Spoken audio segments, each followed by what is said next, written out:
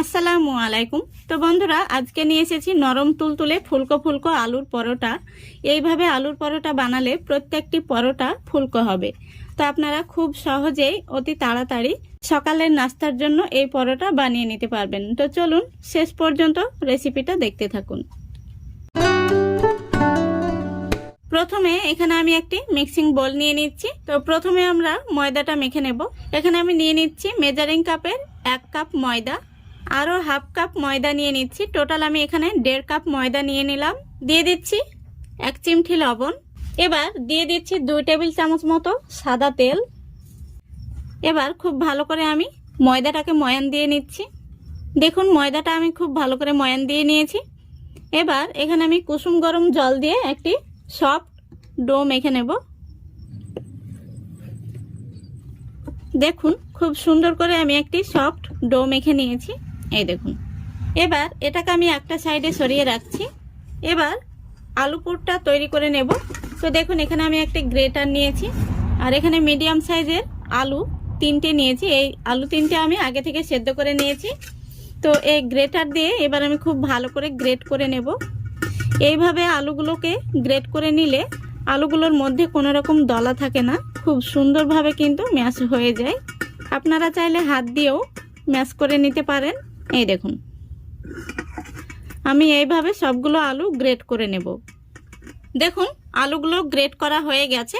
এবার এর মধ্যে আমি দিয়ে দিচ্ছি 1 চামচ শুকনো লঙ্কা ভেজে এইভাবে আধ ভাঙ্গা করে নিয়েছি, যেটাকে বলা হয় চিলি ফ্লেক্স। স্বাদ মতো দিয়ে দিচ্ছি লবণ। তারপরে দিয়ে দিচ্ছি 2টো কাঁচা লঙ্কা কুচি। এবার দিয়ে দিচ্ছি গরম মশলা। তো বন্ধুরা, আজকের এই আলুর পরোটা আমি নিরামিষ বানাচ্ছি, আপনারা চাইলে পেঁয়াজ কুচি অ্যাড করে দিতে পারেন। এবার দিয়ে দিচ্ছি 2 চামচ মতো ধনে পাতা কুচি। তারপরে দিয়ে দিচ্ছি 1 চামচ মতো সরিষার তেল। এবার আলুটাকে আমি খুব ভালো করে মেখে নেব। দেখুন আলুটাকে আমি খুব ভালো করে মেখে নিয়েছি। এবার এই মাখানো আলুটা এভাবে ছোট ছোট আমি বল করে নিচ্ছি। এই দেখুন এইভাবে করে নিলে পরোটাটা বানাতে সুবিধা হবে। তো বন্ধুরা, আমার চ্যানেলটা একদম নতুন। এই পর্যায়ে বলছি, আমার চ্যানেলে কেউ যদি প্রথম হয়ে থাকেন অবশ্য ভিডিওটিতে একটি লাইক দিয়ে সম্পূর্ণ ভিডিওটি দেখার চেষ্টা করবেন। আর রেসিপিটা ভালো লাগলে অবশ্যই চ্যানেলটিকে সাবস্ক্রাইব করে অল নোটিফিকেশানটি অন করে সঙ্গে থাকবেন। আমাকে উৎসাহ দেবেন, আমি যেন আরও অনেক দূর এগিয়ে যেতে পারি। দেখুন আমি সবগুলো আলুর বল তৈরি করে নিয়েছি। এবার আমি হাতটা পরিষ্কার করে নেব। দেখুন এবার এখানে আমি ময়দাটা থেকে লেচি কেটে নেব। দেখুন এখানে আমি 5 পিস লেচি কেটে নিয়েছি।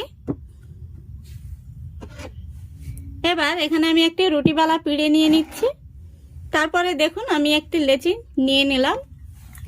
প্রথমবার লেচিটাকে একটু বেলে নিচ্ছি। দেখুন লেচিটাকে আমি ছোট করে বেলে নিয়েছি।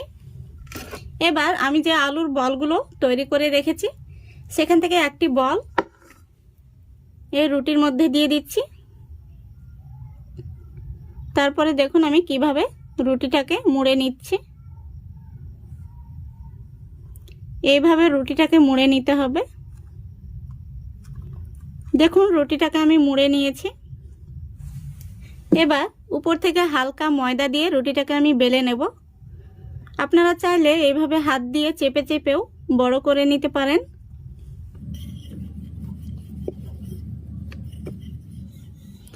দেখুন একটি পরোটা বেলে নিয়েছি, কত সুন্দর হয়েছে। এইভাবে আমি সবগুলো পরোটা বেলে নেব। দেখুন সবগুলো পরোটা বেলে নিয়েছি। এবার পরোটাগুলোকে আমি ভেজে নেব। দেখুন গ্যাসটা অন করে আমি ফ্রাই প্যান বসিয়ে দিয়েছি। দিয়ে দিচ্ছি একটি পরোটা। প্রথমবার পরোটাগুলো হালকা করে সেঁকে নিতে হবে।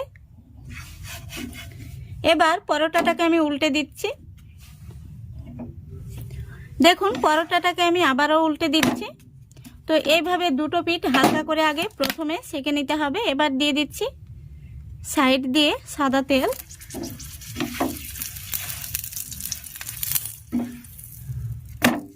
তারপরে দিয়ে দিচ্ছি আবারও একটু সাদা তেল।